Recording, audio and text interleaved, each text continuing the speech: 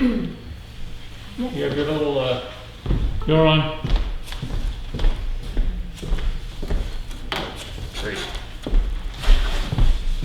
Good morning, it's Friday, April 9th, Town of Tuckahoe Selectmen's meeting. Let's begin with the Pledge of Allegiance. I pledge allegiance to the flag of the United States of America and to the republic for which it stands, one nation, under God, indivisible, with liberty and justice for all. All right, let's get in with the pins on the floor. Public input. Is there any public input? All right. I'm going to suggest that we defer dealing with the minutes until after our discussion with the town clerk and the moderator, since they're here and waiting. Thank you. So, Thanks for sneaking us in. so you have the floor, and we're fine with you taking your masks off while you're talking. I mean, it helps in the conversation. If you're not uncomfortable with it.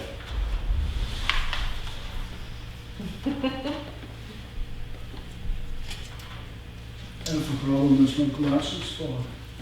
Yeah, exactly. Safety glasses. Exactly. All right, so you have the floor. Well, Jen's done most of the work. Our issue, of course, is how we're going to conduct a town meeting on May 15th for what we anticipate might be as many as 300 people. And it looks like a tent on Davis Field is the only way to go. There's some expense involved, and we thought it appropriate to bring you up to speed on what she's found out. You got the floor. I've got the floor, thank you. So I had sent all of this information to you, and then I just provided you the 2 quotes that I have. So I contacted 4 tent companies, 2 did not have availability, and then the other 2 provided the quotes. Tents R Us is a much more reasonable cost. I would recommend going with them at this point.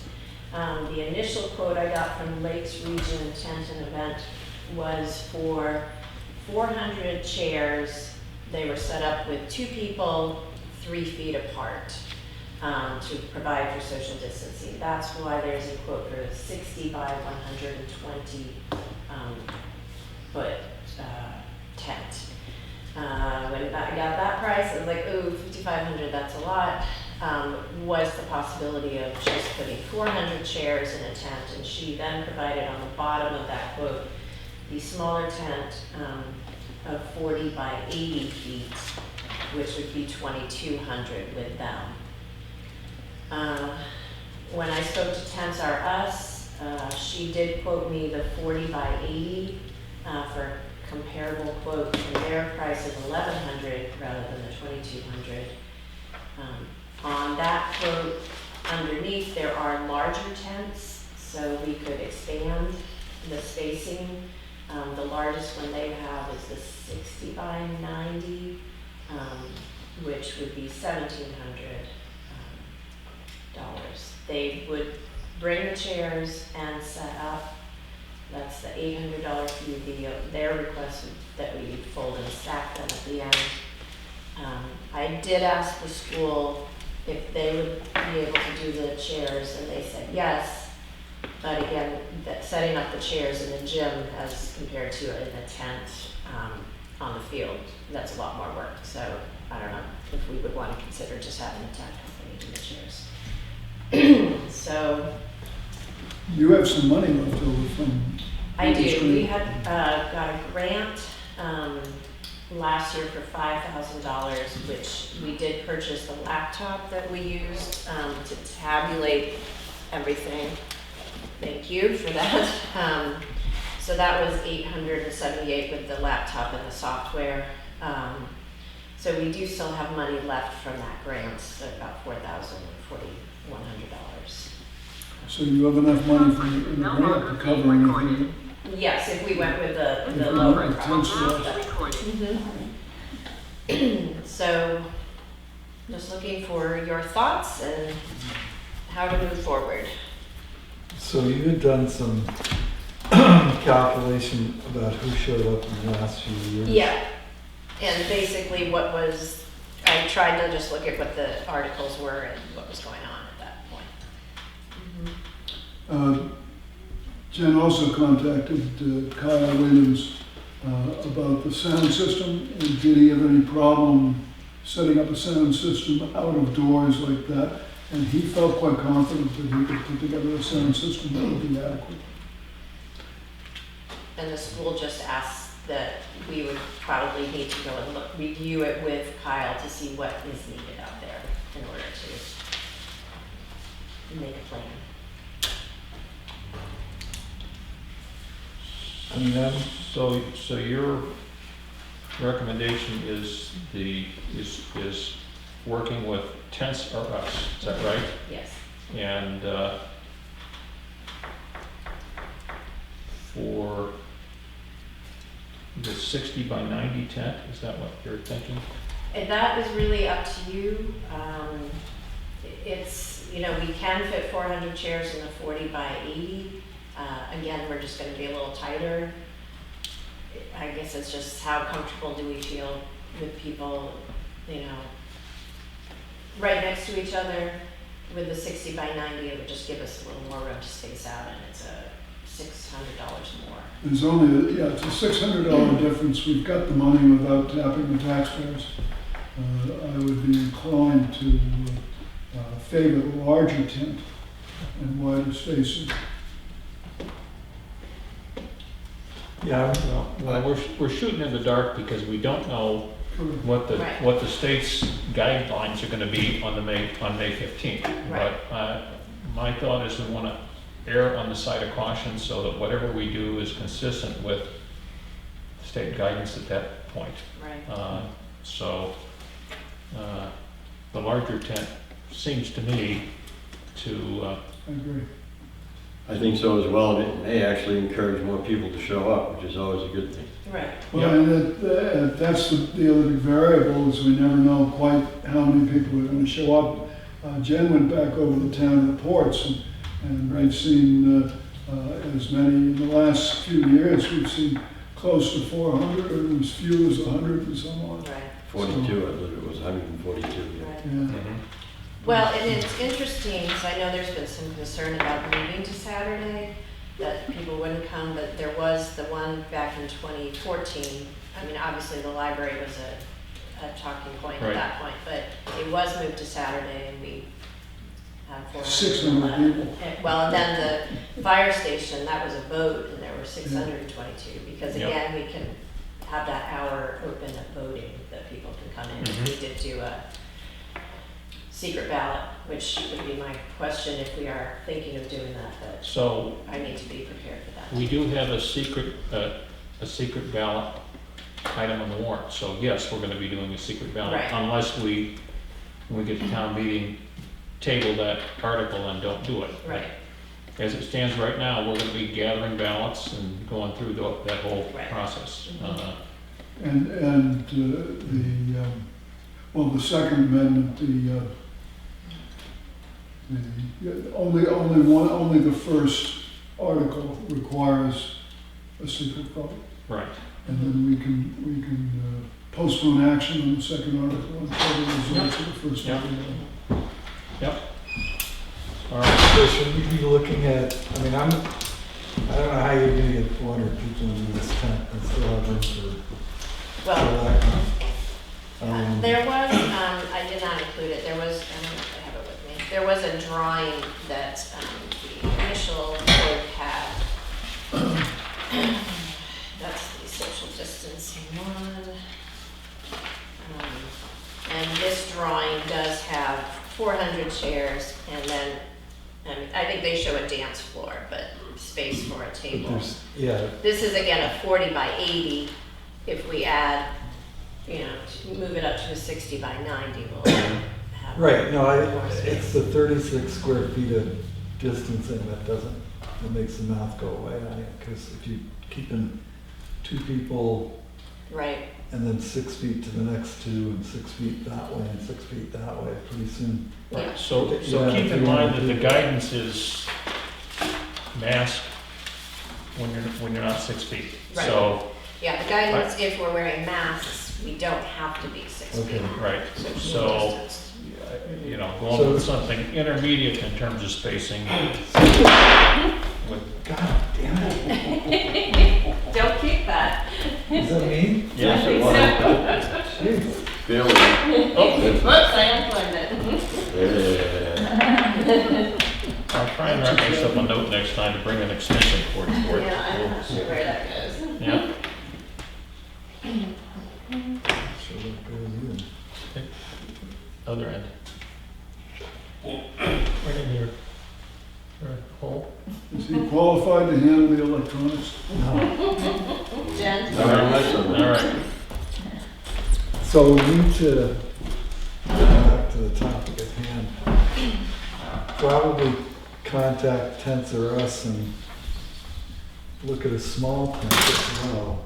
Because you're gonna have to accommodate the anti-maskers. So, and I don't know that isolating them to some room with a video is gonna be appropriate or even acceptable to them. So, Because we're outside, I think it's gonna be a relatively easy matter to set aside a group of seats for the people going wear masks. Our experience with the elections is that there's relatively few people who choose not to wear a mask. and then where are you gonna set up your voting booths, or how are you gonna handle the ballot? That's, It's a- we would have to figure that out. The procedure has always been is when somebody checks in with the supervisors, they receive a yes/no ballot, or a couple of yes/no ballots in case there's more than one secret ballot. And then there will be, we can set up a few voting booths, but primarily those present simply file up to the supervisors, whoever's receiving the ballots. We have a ballot box there, the yes/no votes go in the ballot box, and then we proceed on to the business of the next article or the next article that's chosen to go. So the counting of the ballots, the voting and the counting of the ballots takes place. The ballots are deposited in the ballot box for an hour, up to an hour. The fact of the matter is within 10 or 15 minutes, virtually everyone present has had an opportunity to vote. So the poll stays open for the rest of the hour to allow anybody to come in who's been listening or is not otherwise there to vote. But we will conduct business during that 45 minutes or so until the hour of voting is done. Then the ballots, the yes/nos, are put into 2 piles and counted. It's a very quick process. It's not like filling out, a ballot. Yeah, my only thought was that, do we have to accommodate for people walking up, all of that? Keep people I think distance people are while they're wearing coming up. Right. Yeah. Again, I think it comes down to wearing masks at that point, but. I think we're gonna have to ask the people to show reasonable restraint and try to maintain social distancing as they approach the ballot box. Right. I think the vast majority of people would have no problem with that. It's that, I don't want to it's put that X's trouble on the ground that's out there. always. Right. So that's again, all it takes is one person that doesn't want to follow the guidelines, and we just have to have a way to deal with those individuals without denying them their opportunity to participate. Right. So, and just, I've always had a group we call them runners, Right, that are there to count a close vote and that sort of thing. And at the election, I had 3 additional assistant moderators with the authority to control things a little bit. And I think we can do a similar thing at town meeting and just have some help on the sidelines there to remind somebody to maintain social distancing right. and to behave themselves. And As I I say, I guess think the from vast my majority of people- perspective, those pieces don't have to be settled as we sit here today, but between now and town meeting, we want to have a procedure developed so that we know exactly how to handle stuff. I was thinking about the sound system thing, and I wonder if, rather than the usual format where we have somebody walk up to a microphone and speak, that we only have handheld microphones and somebody that carries it around and gives it to that individual, so we get away from people queuing up and standing in line, and we just walk those things around. You got one person at a time doing it. We'll talk to Kyle, that sounds reasonable. Experience tells us that you need to have somebody who handles the microphone who's there also to take it back. Well, that's right. Yeah. Because occasionally Yeah. somebody wants to speak longer than they need to. Yeah. Yeah.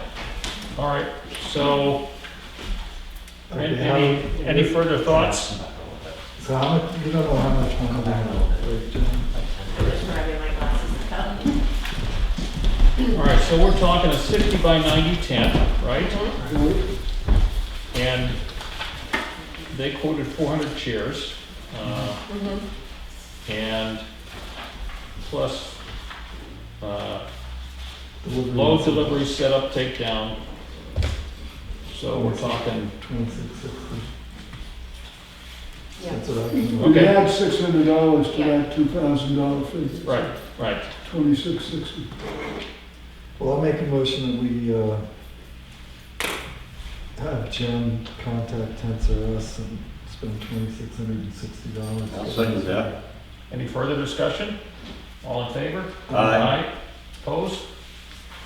Thank you, and Thank you very much. I will just say, if there's anything else we need along the way, we'll figure out how to, it's great that we've got some stimulus money to pay for it, but even if we don't, it's incumbent on us to make sure that we provide the appropriate place and arrangements so that everybody can participate, and we don't, and we're not there looking and thinking, oh, if we spent a few $100s more to do this, that, or the other, it would have worked better. I'm not looking to throw money away, but I think we need to make sure that we put adequate resources there. And I do think that having the tent company provide us with a turnkey approach, they're responsible for setting up the tent, putting all the chairs where they need to go, so all we have to do is show up with our stuff and make sure that it interfaces. We are going to have a lot of time because we're starting at 9 o'clock. I think most of the, Now, fortunately, the sun, that time of year, is up at 5:30, so we got several hours before the meeting to get it And done. hopefully And it's they not may raining. wanna, they're probably gonna wanna set it up on Friday.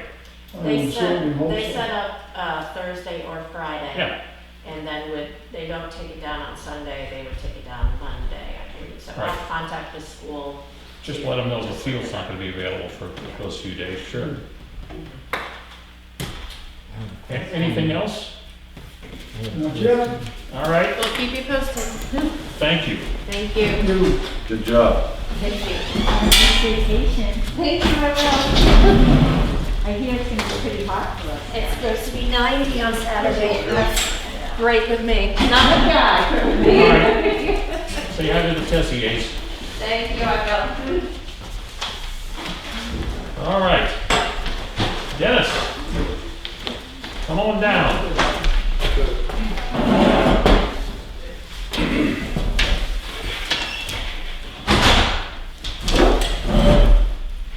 Okay,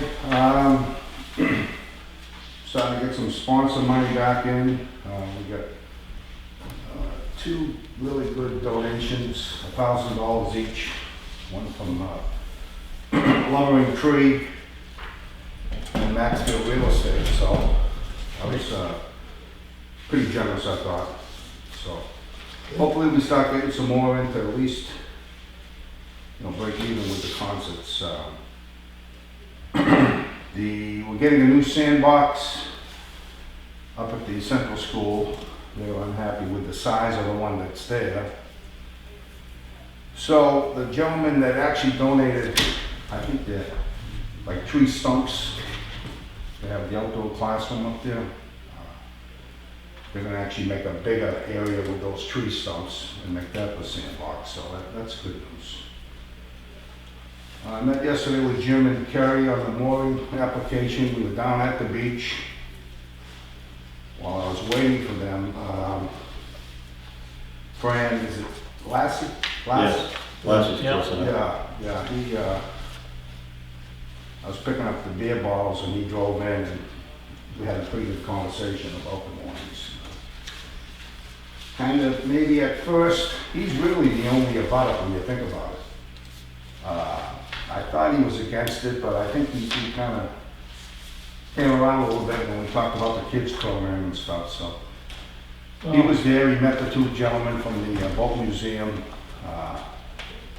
and he had a lot of great information. Not only helping us with the application, but just in general. Actually, his son, I think, does the moorings. Puts his moorings in, yeah. Yeah. So I think he left happy. We've got the wheel, we did all our measurements with the frontage and basically where the moorings, the spacing between the lines. So there were a couple almost like essay type things that have to go in the application. They're gonna get that to me today and they're gonna hand deliver it Tuesday. So, it's really important the time is a factor because they want to start advertising. Yep. So, and I would encourage you to take advantage of Kathy's capabilities. Oh, she's been a great help. She's So- been a great help on everything. Yeah, It's, yeah. Yeah. takes care of all this administrative stuff and just smooths it out. So don't sit up there pulling your hair out trying to Yeah. figure out what to do. Meeting with the Rochester Parks and Rec on Monday.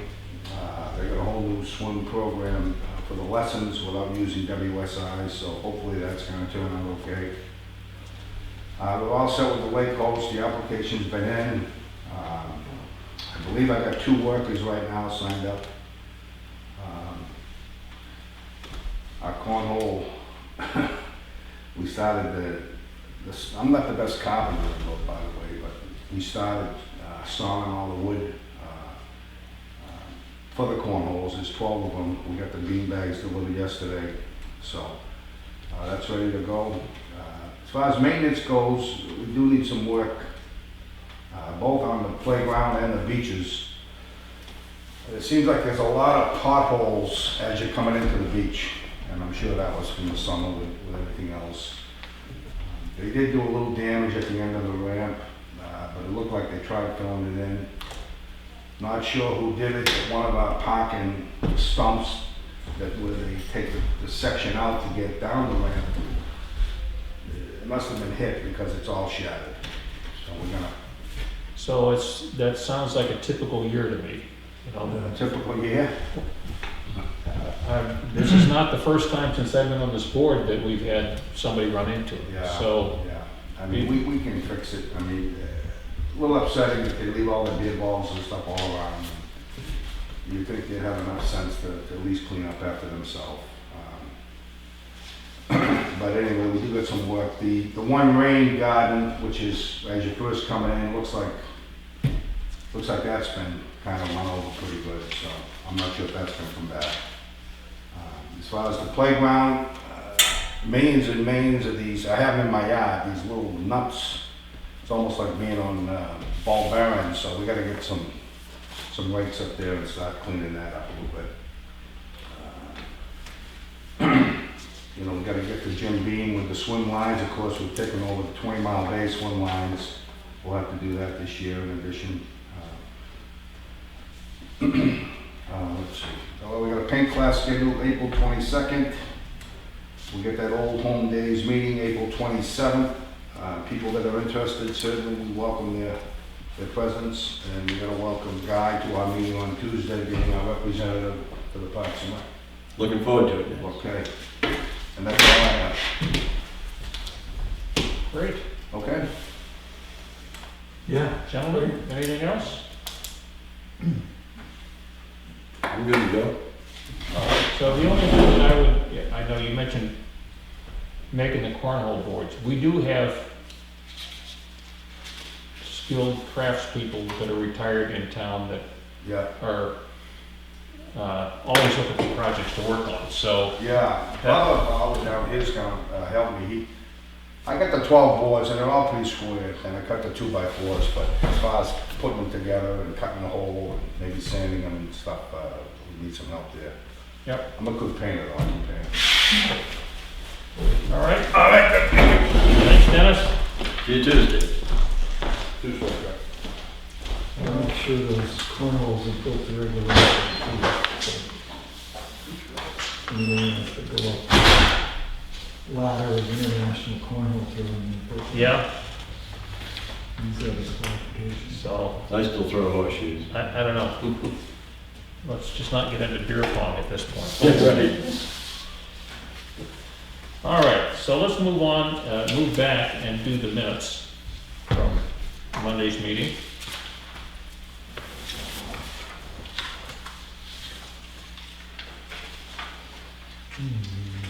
I didn't see any additions or corrections. Nothing jumped out at me.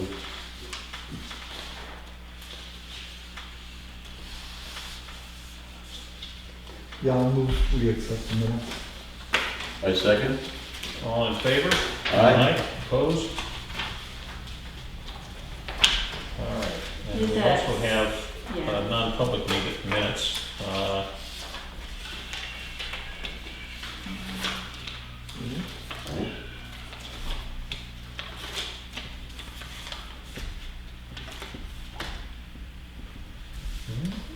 Seems accurate to me. All right, I move that we accept the non-public minutes of April 5th, 2021 as written.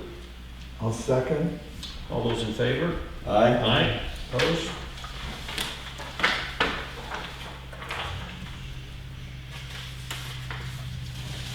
All right, let's move on to the signature file.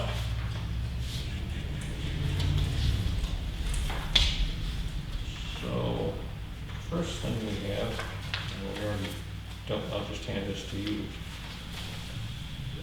Signature on the second page from last time. On that, deed of tax. So we have, two intents to excavate, one for 32-2-4, one for 3-1-24. We sign those? Second. All in favor? Aye. Opposed?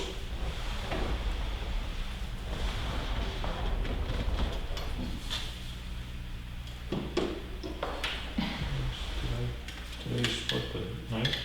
Yes.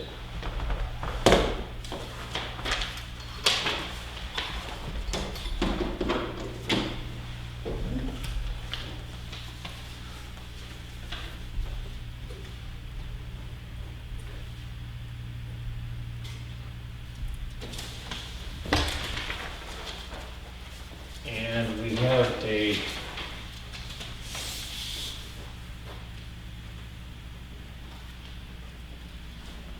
forest stewardship plan for current use assessment. It's actually an application for current use. Application for current use, all right. This is for 71-2-10 and 71-2-11. You had a chance to look at it? I didn't. Did our assessor look at this? He's the one who submitted it to me.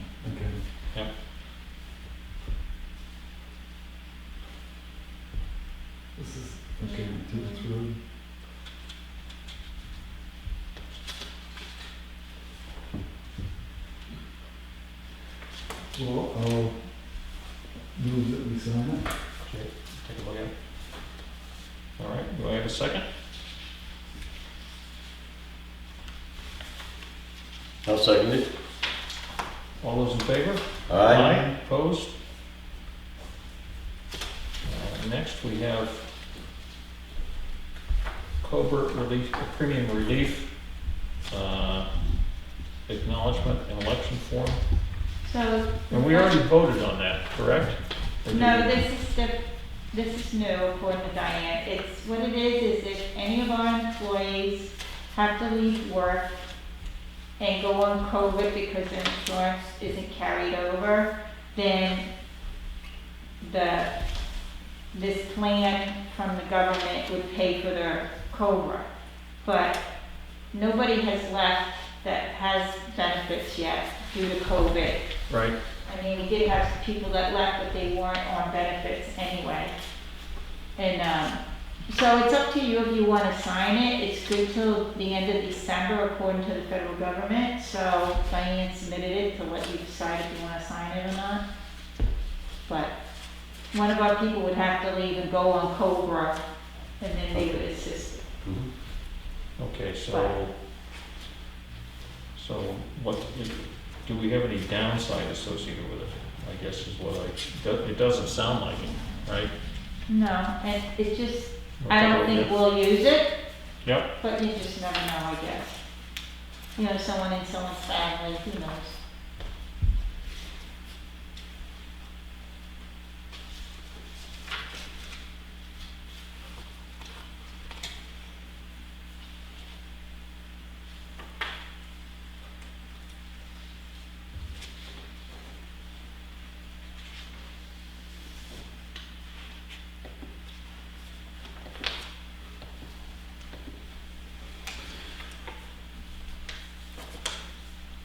Yeah, I don't see any downside. I guess we have to, it only requires one signature, so I'll move that we have the chairman sign it. I second that. all in favor? Aye. Opposed?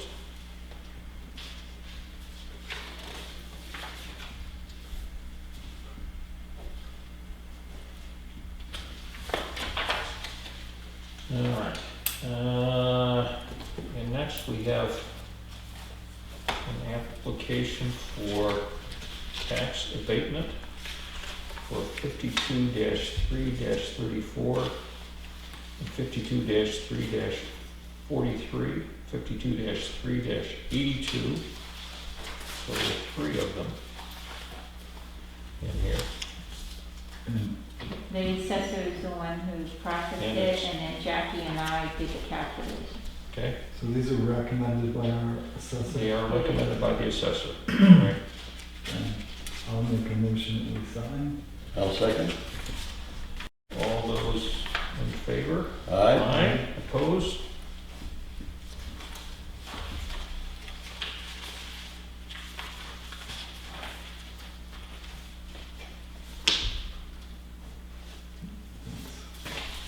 All right.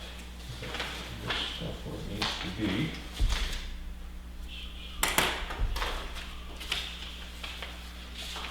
I think that's the last of the signature, is that right? The rest of this stuff is all, That all goes with it, it's one big package. yep, okay. He keeps everything together for me, he's awesome.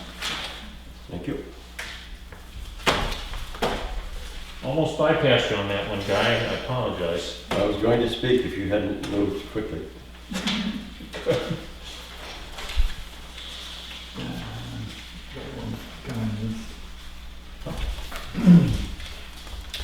This one? Just one.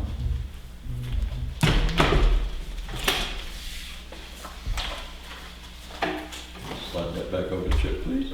Yep. Thanks. Thank you.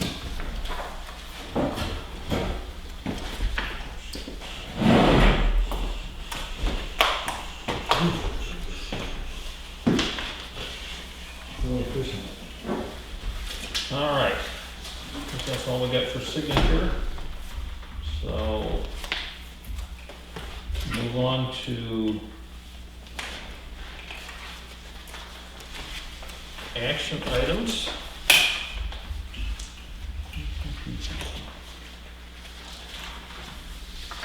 Does he have anything? Yeah, right. So let's move on to Kathy's list. All right. So, let's see, Ossipee and Chip are gonna be walking the line Walking, on the 13th at 9:30 in the morning. Does that work for you, Chip? It's a Tuesday, yeah, I just have to, when is the 13th? this Next- Tuesday. Next Tuesday. Okay, I can't do Tuesday, because I have to take my wife to Concord. Okay, so what date do you want to do? And do you want to, so I didn't know if you want to just walk it or if you want to meet with them first. They are not, John Smith from, he's a selectman, and Matt Sawyer, the town administrator, are going to go with you. They don't know what they don't know what's entailed. They're hoping you do. So I figured I'd print out the A latest. struggle through the woods is what it entails. Yeah, I told him it was walking through the woods. Do you want me to copy the last one so that you have a copy of it when you go? Probably. Okay. And, well, I'm gonna come down to the office after this meeting. Okay, So why don't I get Matt's phone number? okay, And I'll give him a shout. We'll Okay. figure out a good day. alrighty. Because I've got 4 or 5 days this month that are just not working. Okay, Okay. okay, that sounds good.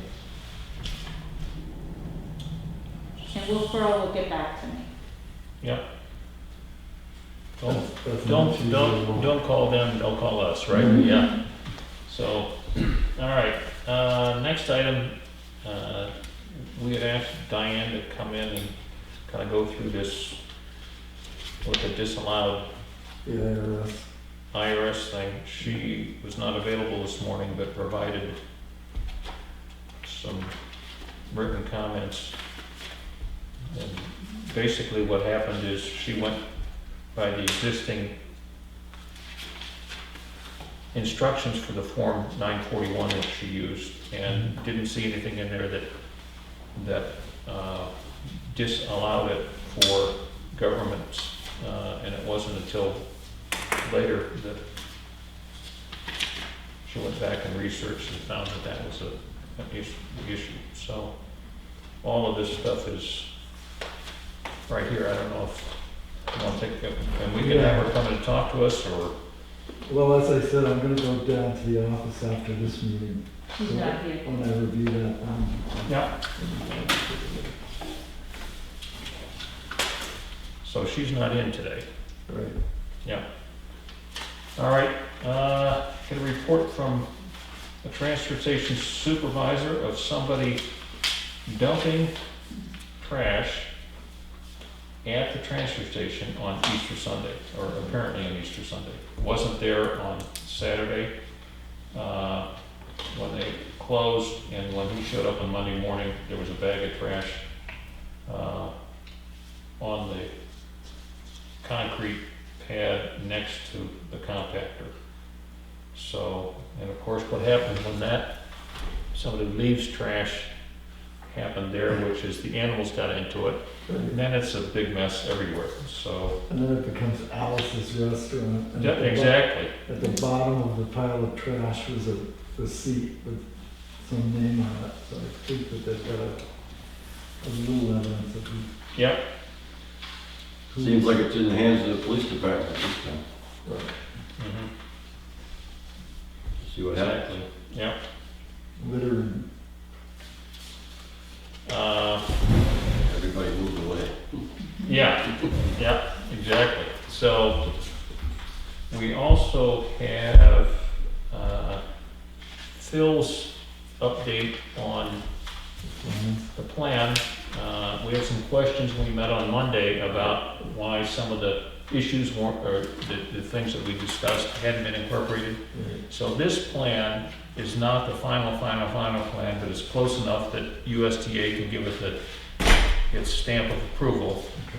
And so his intent is, as soon as it passes muster with them, they will finish the last of the design work, get it out for bid.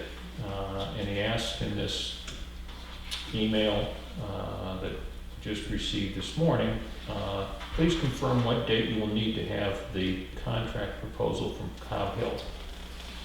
And I guess my thought is, we need it for town meeting, because that's gonna give us the number that we have to work toward.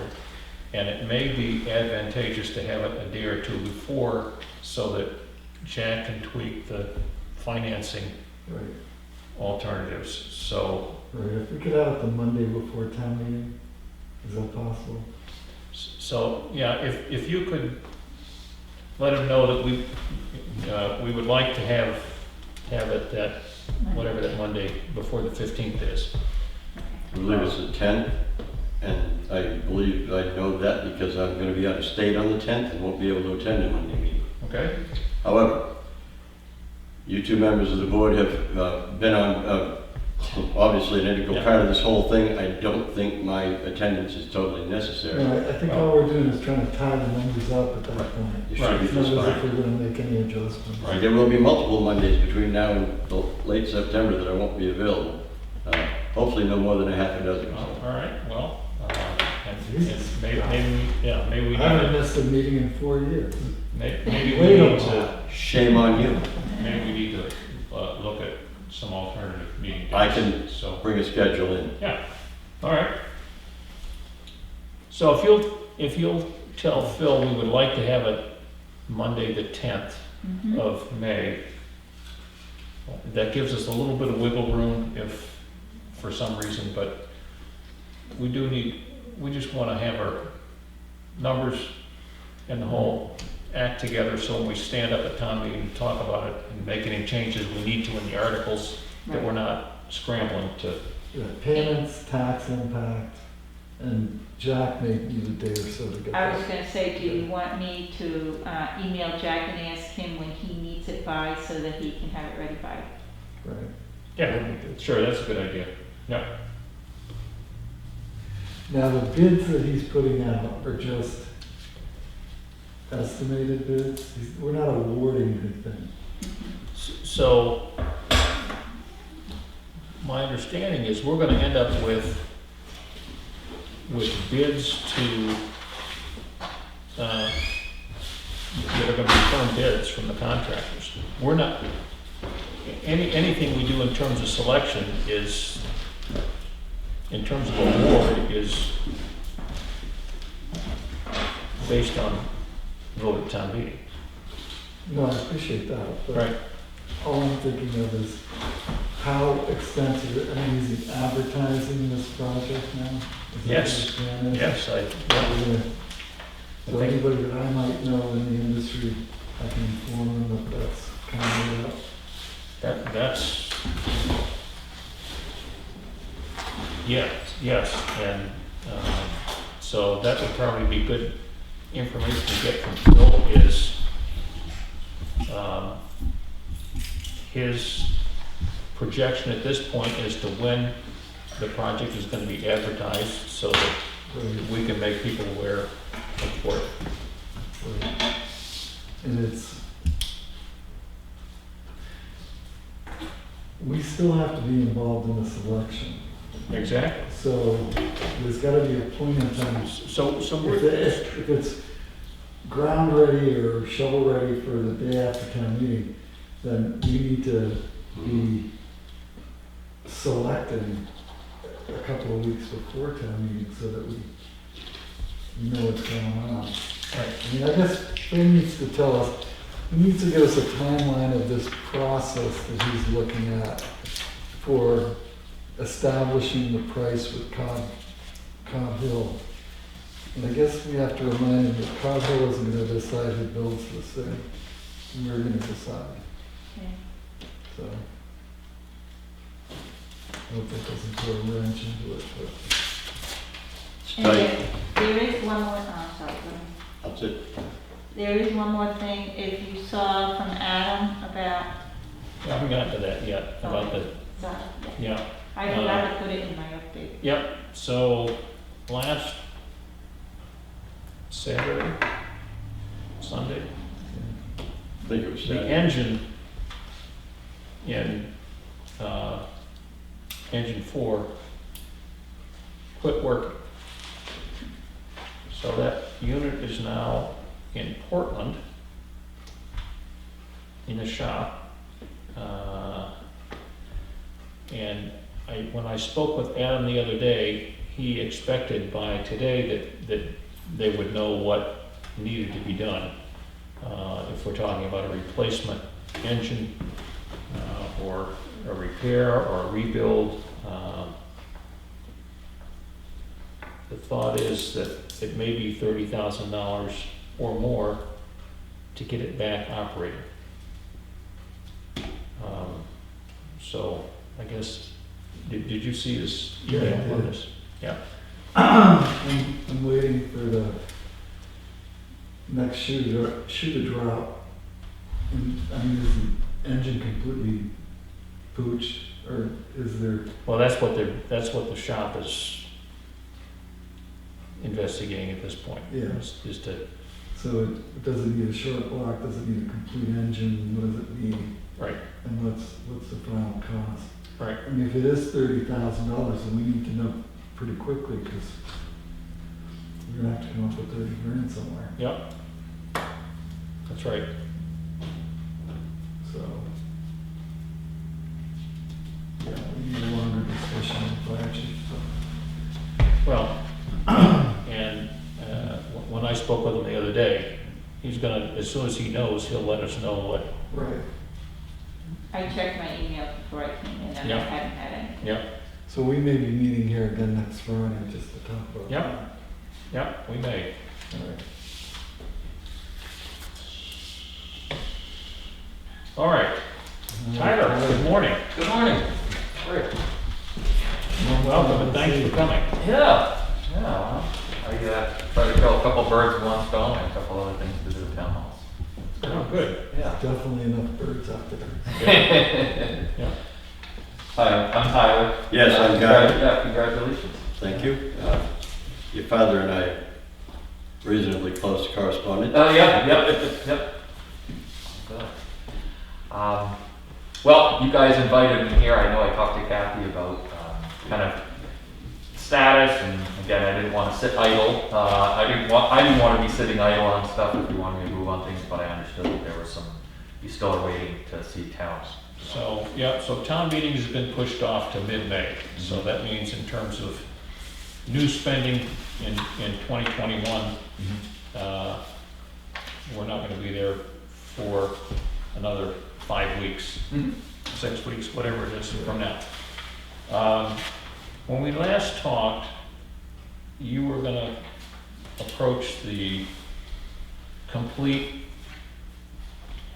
project at Union Wharf again. Yep. To feel that out and see where that goes, Yep. right? I think I was gonna come up, I think you guys had asked for, part of the concern, I think, was recall there was, kind of the initial portion of the project, which we could do, we could get permitted, but I think the idea was that only gets us so far out to the wharf, and if we want to continue with the same approach at Union Wharf to extend out further to encapsulate the concrete,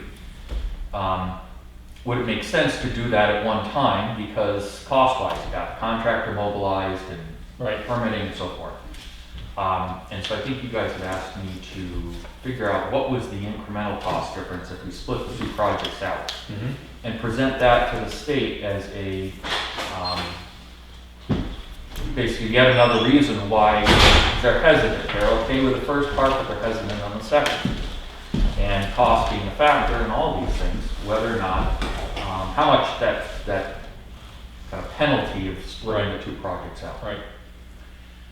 So the main cost difference, I did check with the company, the main cost difference they see is mobilization.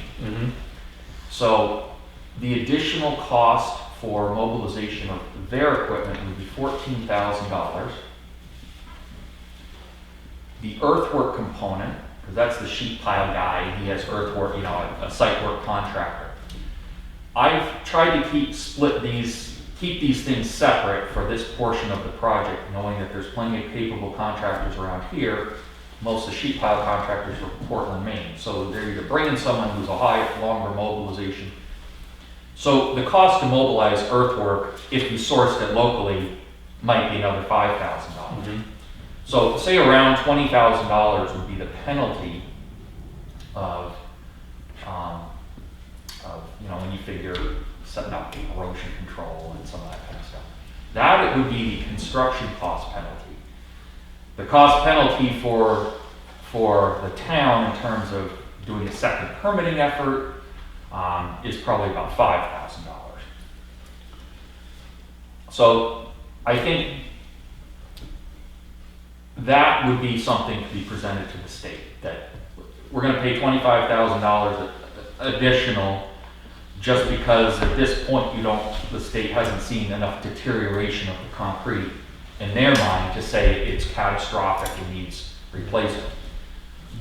I think the logical argument here is we got someone out there, let's do it all at once. It may mean the non-use of the pier for some period of time, when we have to do construction, and so trying to do that twice, shutting it down, you got the fireboat. So there's some other things that aren't just cost factors when you do a project twice. You have potentially 2 seasons in which, again, this can be done in fall, but still you have 2 seasons where there is some disruption down there. So cost is a factor, and I think also the non-use and impacts to what You got public safety issues. Yeah. And it's also a source, as I understand it, of it's one of the few sources of access for some of the lakefront work that's going on in other properties. Now, it's a private matter, but I mean, as I understand, some of the contractors' barges use that, and to have that out,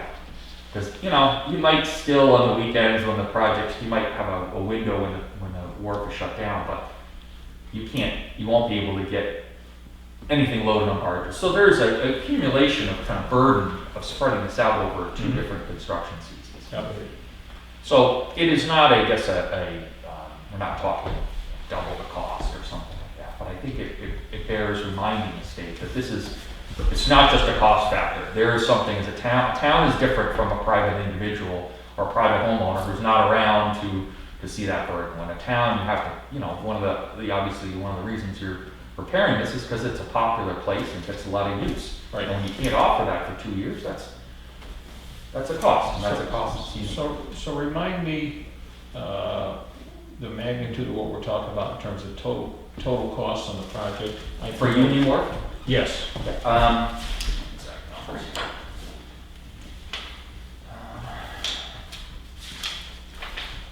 We had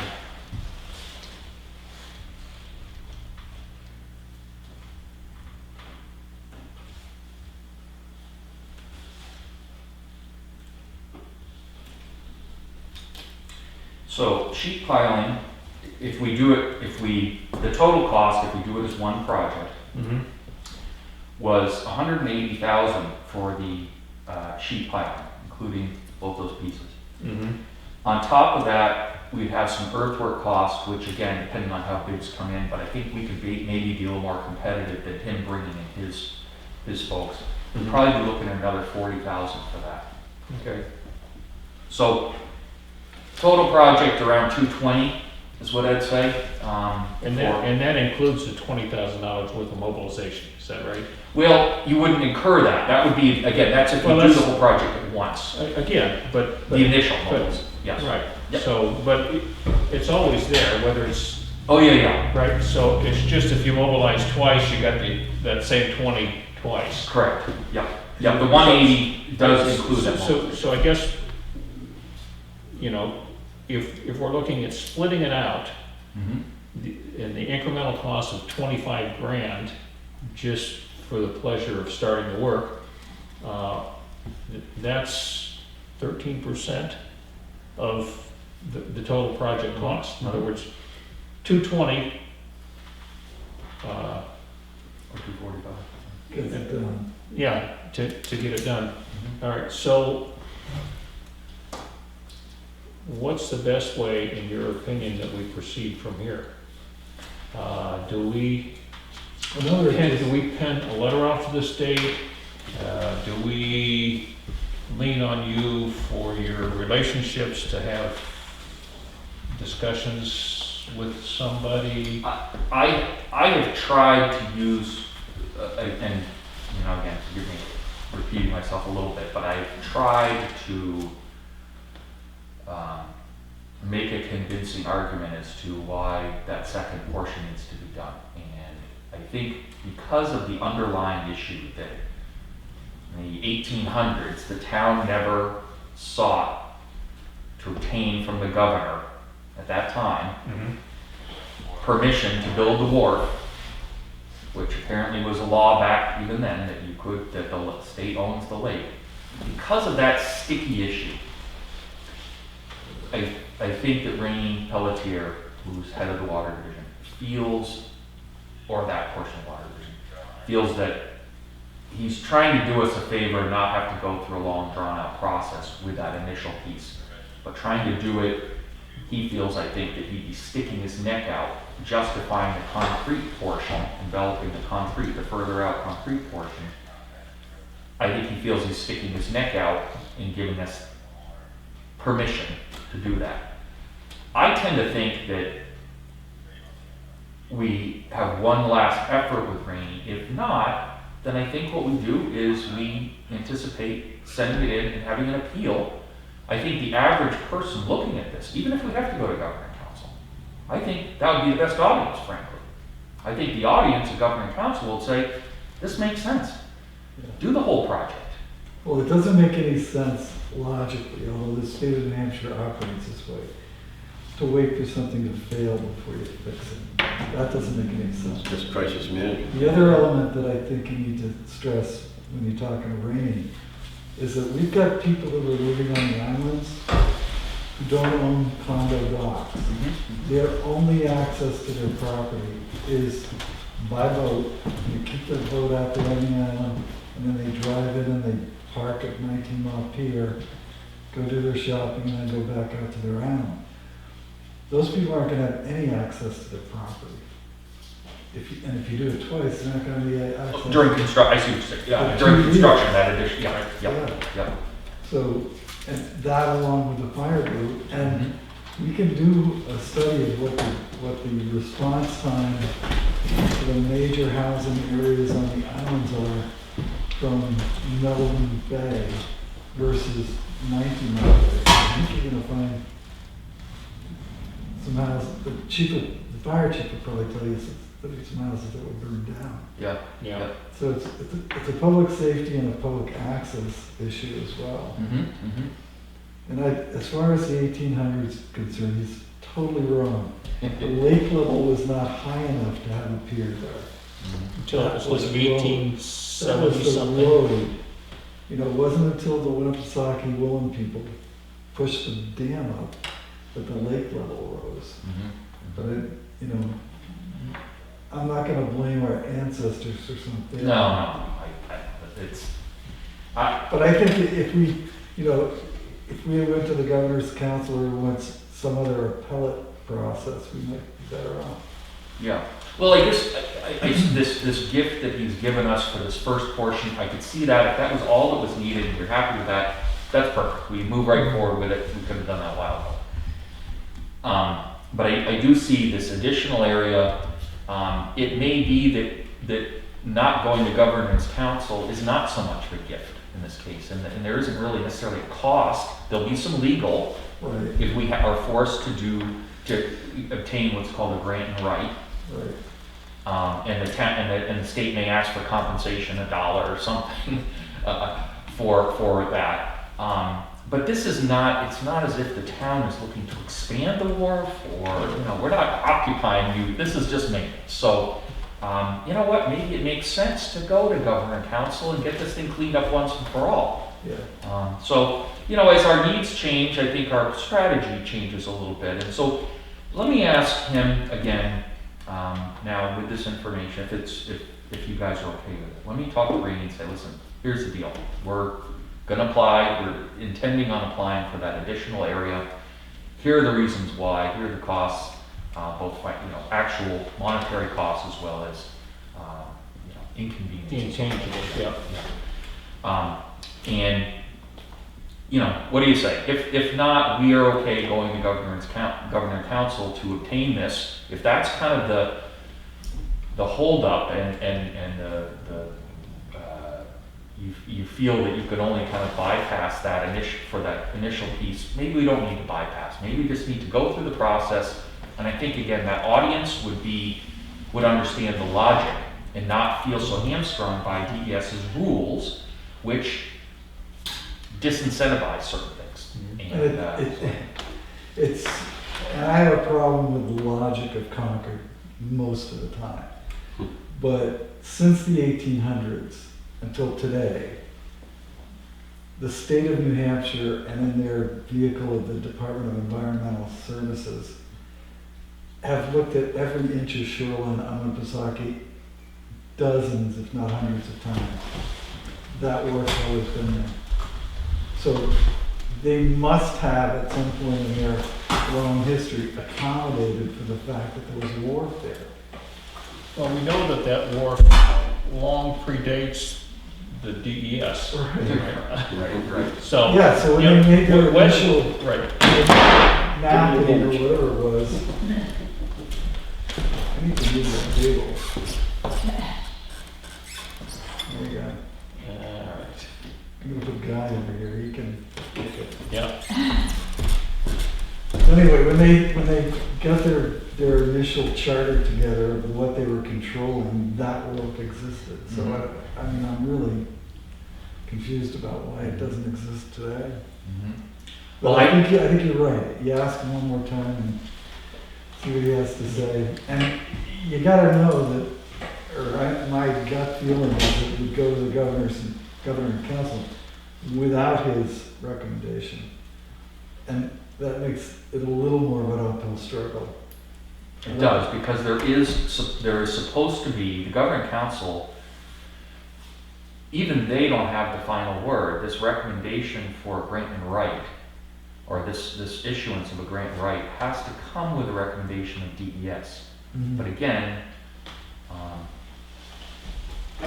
I just see this as being, I think in this instance, we need not be so held hostage by the DES rules, which don't really contemplate something of this age of a such a community asset that serves so many things it has for some time, and it's repair. Right. We're not looking to, again, one thing if we're adding stuff and all that, but really not, it's And repair. I haven't looked at DES's rules, but I'm sure they have some. Some of these agencies don't. But there has to be judicial appeal as well. I mean, it can't be up to just one guy to decide what's going to happen in the world. No, you're right, and that's what I was getting at, is there's two, the grant and right is kind of this process that we need to potentially go through, but there is an appeal at the water division, or to the wetlands council, and it's just for this kind of stuff, something that doesn't quite fit the bill, something you can't be granted a waiver from. So that's what this, again, so there might be an element of that involved in this, where we have to, go get denied and go through it. And if we fall back to if for some reason. And we fail maybe to- your conversation with Rini can help illuminate where we want to go next. Yes. Yeah. I mean, it's one thing for somebody to say, to embrace what you want to do, but doesn't feel that they have the cover to do it on their own.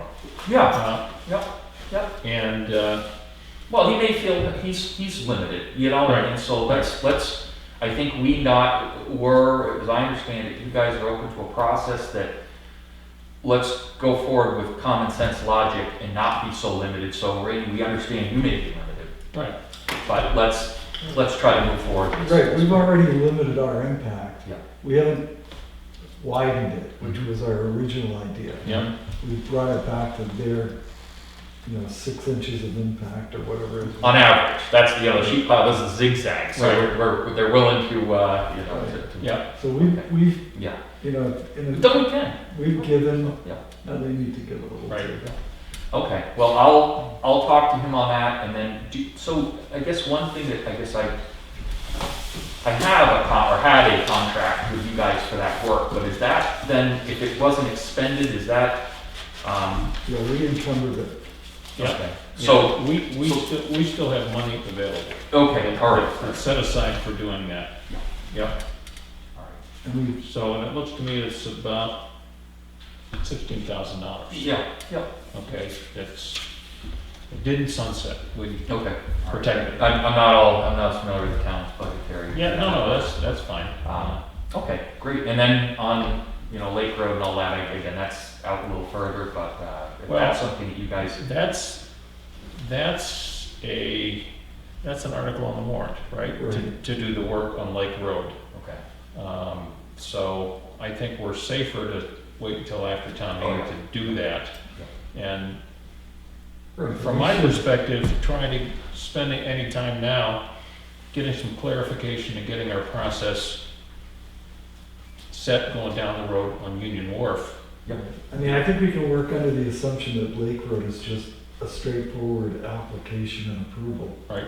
And we're set up for funding that. So that's less, I mean, I think, and maybe it's the best way to treat it from a negotiation standpoint. I mean, that's a done deal as far as we're concerned. It's just a matter of you getting all the ducks in a row. yeah, And 19 Mile Bay is gonna take a little more work. Yeah. yeah. It's Now- a different, a little different construction style, I mean, at Lake Road, my hope was to come behind it, because they don't want you encroaching on the channel, but it would be to come behind and drive sheets right behind you. So Right. you do in that case, you don't really lose space, because I think the discussion early on that was had at Lake Road with Jack was, it might be nice to have some kind of walkway or something, it's kind of, as you know, the Lake Road then drops down, and right now there's holes and people can, fall through, and then, I know a lot of people like to go there and white perch fish, and it gets pretty crowded spot. So the idea of having almost a 4 foot wide or something wooden planking along there, you could have that go out and cover over the sheet pile. Top of the sheet pile, So that you really don't lose as much space. If you came back and you're just looking down at the sheet pile, yeah, you're losing 16 inches of space, which, again, there's still plenty of room for the road, but you don't want to keep ceding space to constrain it. And So, people do use that to, when they launch their boats, to tie it Tie, up oh, yeah, and yeah. go move their car. Right. okay, cool, that's So- good. So a different matter at Union Wharf, and I had contact from somebody this week about tying float planes up on the shallow side of Union Wharf. I didn't see that in our folder this morning, but What's that? and I printed a copy at home. I didn't see You didn't see it? Okay. Did So- it forward it to me? I'm sorry? Did you get it to you, or was it? It was sent to you and to me. Oh, So, anyway, so Maha's at the store, and this, I forget his name, that lives on Mirror Lake and has a float plane, have gotten a permit from the state for a water runway, if you will, in 19 Mile Bay. And the idea is, with an alteration of the height of the pilings on the shallow side, that without changing the depth of the water there, provides some place for somebody to pull in and tie up. Of course, you know who Maha's is, she's always looking for ways to expand her business, which is terrific. It's called capitalism. Hmm? Capitalism. Yeah, exactly, that's right. So they're looking for an opportunity to possibly do that. So I'm not sure how much what we're talking about there, but just off the top of your head, the top of those pilings that stick up on the north side, if we came along with a chainsaw and cut them off, does that cause us a problem? No, I mean, I guess, I presume they want them at some height, just not interfering with their wings. Right. Right, and, you know, typically the float planes that you see around here are small overwing aircraft, so there is not an awful lot of clearance. So, I guess the only thing is the overhang of the wing coming all the way across, and whether or not it noses it, you know, a lot of times it's a nose in, like a buddy of mine has a float plane. yep, And Yep. they'll nose into a, let's say, a finger dock or something. They'll have Mhm. something comes out and they nose it, and that way you can get out, walk to the end of the float, right off, and you're not. Yep.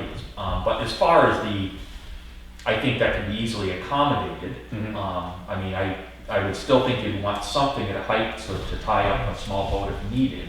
I mean, I guess it depends on how far in they're planning. I can't imagine they want to go all the way in where it's really shallow. Mhm. But I don't really see that as being a difficult thing to accommodate. yep. Because And we've so- replaced those. Is it just to go shopping at her store, or what is the float plane coming in for? Yeah, I think just to tie up so they can go buy an ice cream cone or shop at the store or do So whatever. it isn't like they're gonna be offering rides or any of that sort of thing, not? No, So then- and my understanding, I didn't read the whole permit, but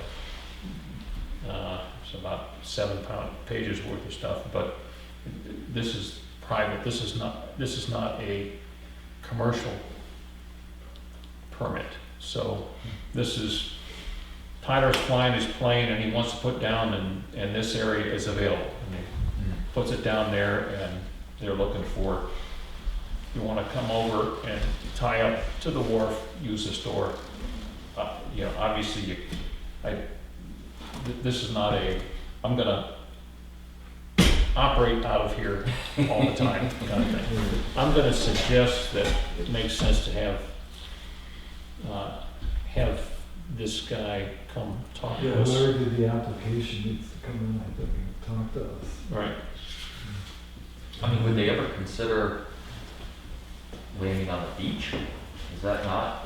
I mean, that seems, again, I know it's not as kind of, I guess if they want to go to the store, that's one thing. well, and the other thing, at the beach in the summertime, of course, is you got the swim lines in there. They're really, Quite possibly sailboats. Yeah. Children. Well, I was thinking, you know, isn't there a section, I guess there really isn't, I was thinking there was a section for between the outlet of 19 Mile Brook and the docks, or is that kind of rocky?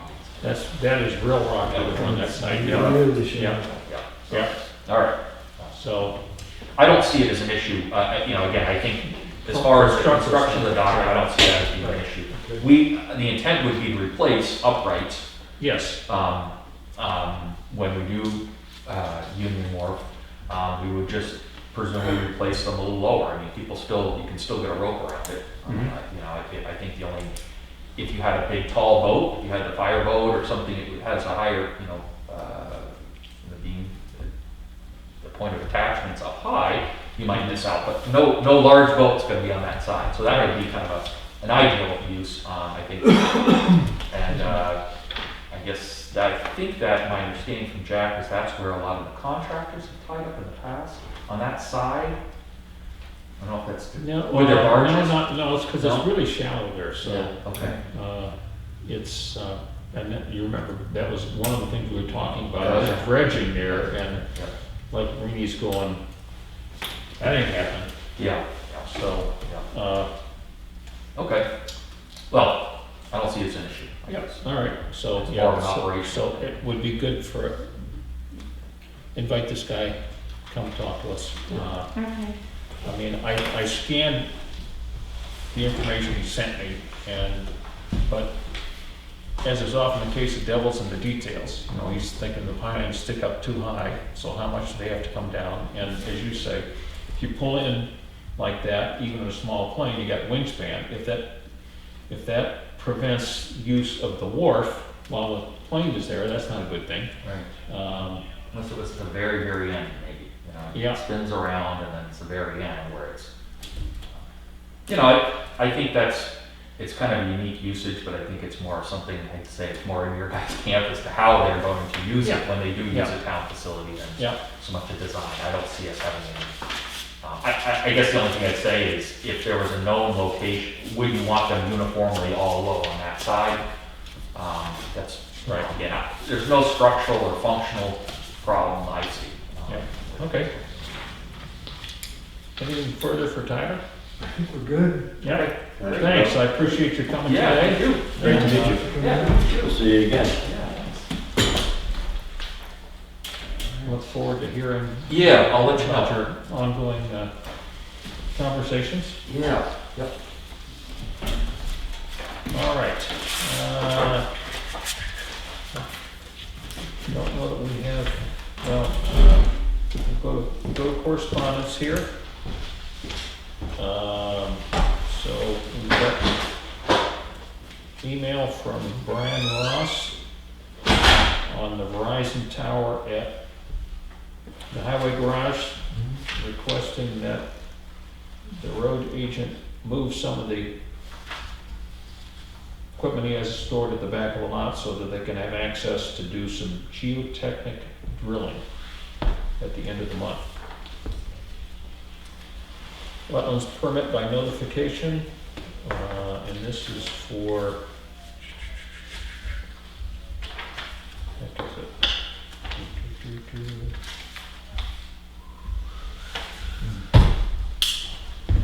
Looking for the lot. 52-3-59.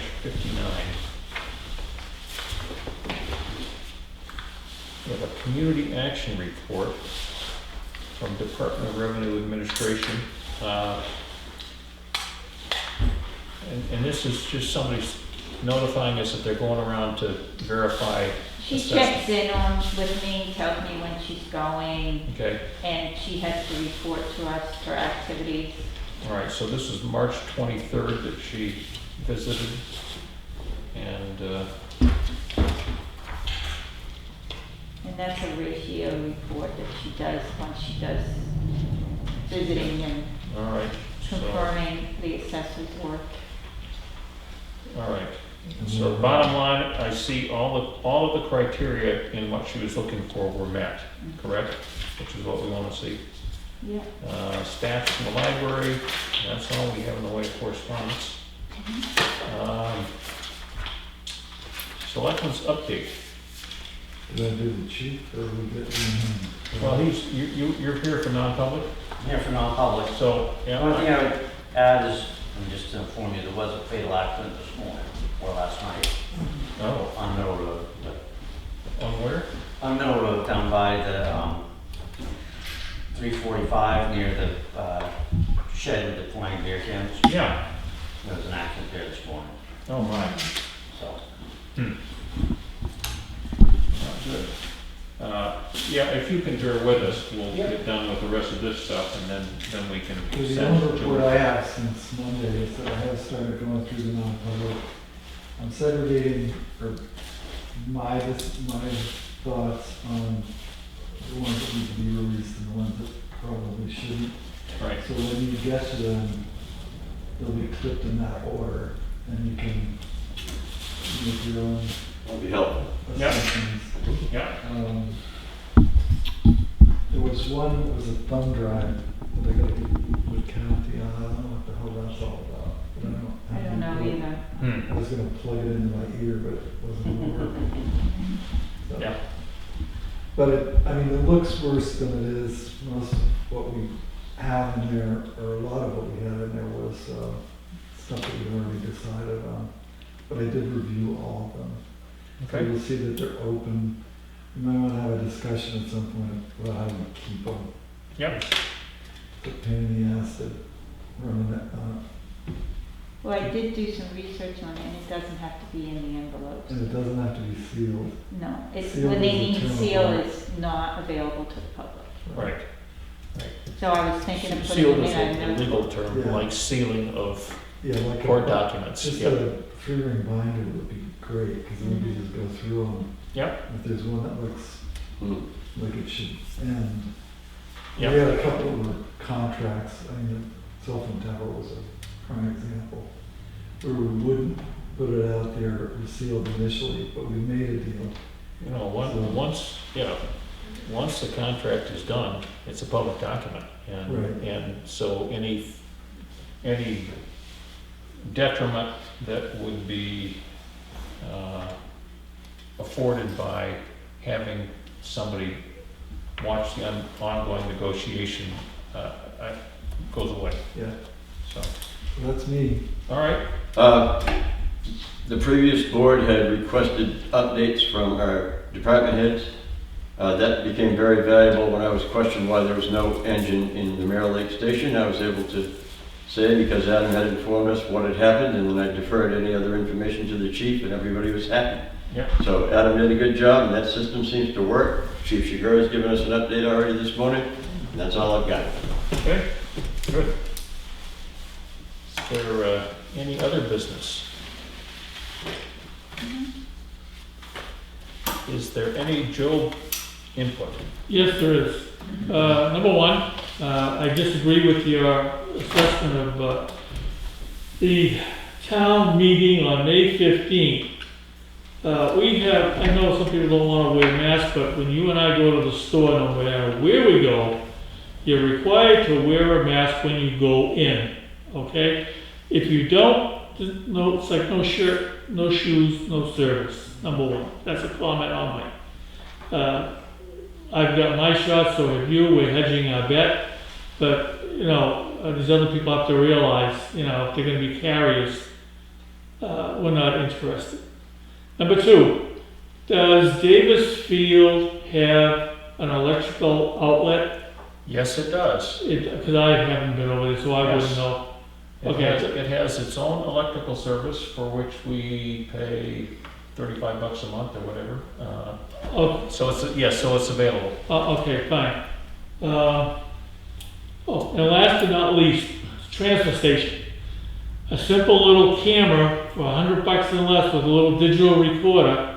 Just put up the camera, okay? It might solve a lot of problems if we get more of this in the future, as far as leaving trash there.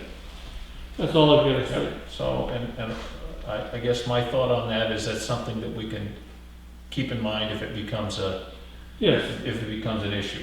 Yeah. Back to your comment on town meeting. yes, So, while I agree with you that following the guidelines for everybody makes sense, we also have to recognize that denying somebody the right to vote because they won't put a mask on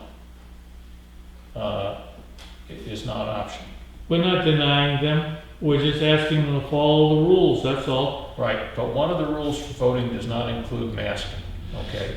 Well, And we have specific guidance from the Secretary of State that makes it clear that we can't turn somebody away who doesn't want to put on a mask. and it was just a comment on my behalf, that's all, I was just expressing my opinion. No, anyway, I understand, I'm just trying to say that's why we have to do it regardless. Okay, I just feel Yeah. we're bending over backwards, All right. but that's okay. Thank you. So, anything else before we go into non-public? All right, I'll entertain a motion for a non-public for, this is personnel we're doing, is that correct? Yes. Is it personnel? Okay, Yes. I'll make a motion to go into non-public for 91A, personnel, whatever that number is. Yeah, I second that motion. Marcus, and yes? So, just before we do that, I did have a question. I don't know if you noticed at the Union Wharf, there's now signs up on the fence. I guess this is more public, that's why I want it. But there's signs up on the fence from the store saying this is parking for the store. No, that's, you're talking about in the lot there, next to the fence. If you were going straight down, almost straight down Union Wharf Road out onto the wharf, Right. the fence, I don't know who owns it now, but it used to be Sims. Right, Up there, there's, just this week, I noticed signs up saying this is store property, no trespassing or something to that effect. It's not store property. no, I'm just, I mean, where the store is was commandeered by the rich, 70 years ago. But he didn't get to commandeer the pier. That's town property. just saying we may have some discussions we need to have about that at some point Yeah. with somebody. Well, I've got a motion on the floor and it's been seconded. yep. Pike, yes? Okay, Halsey, yes. Marcus, yes.